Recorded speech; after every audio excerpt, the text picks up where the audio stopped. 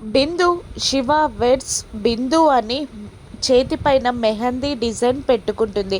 అపూర్వ బిందుని చేతిపై ఉన్న శివ వెడ్స్ బిందు అన్న డిజైన్ పడేలా ఫోటో తీసి పూరికి ఫొటోస్ని వాట్సాప్లో సెండ్ చేస్తుంది. ఫొటోస్ కింద అపూర్వ ఒక వాయిస్ నోట్ కూడా పెడుతుంది. ఫొటోస్ చూసిన పూరి షాక్ అవుతుంది. అందులో బిందు బిందు చేతిపైన శివ వెడ్స్ బిందు అన్న మెహందీ డిజైన్ చూసి చాలా ఆశ్చర్యపోతుంది పూరి. బిందు శివానా, శివ వెడ్స్ బిందువా, ఇదేంటి అని అనుకుంటూ కిందున్న వాయిస్ నోట్ని ఓపెన్ చేస్తుంది. బిందు చేతిపైన శివ వెడ్స్ బిందు అని ఎలా వచ్చిందనుకుంటున్నావా?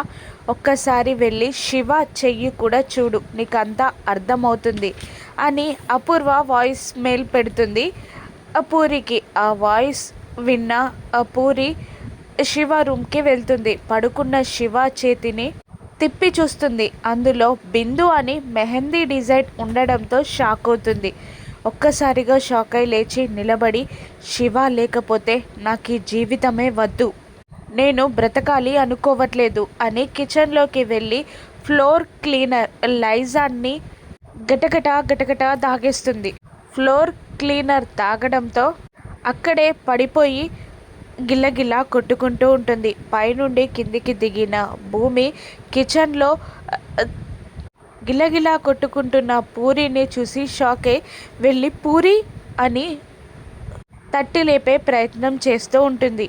పూరి ప్రాణాలతో కొట్టుమిట్టాడుతూ ఉంటుంది. శారద గగన్ ఇద్దరు పరిగెత్తుకుంటూ వస్తారు. ఇక గగన్కి నిజమంతా తెలిసిపోతుందా?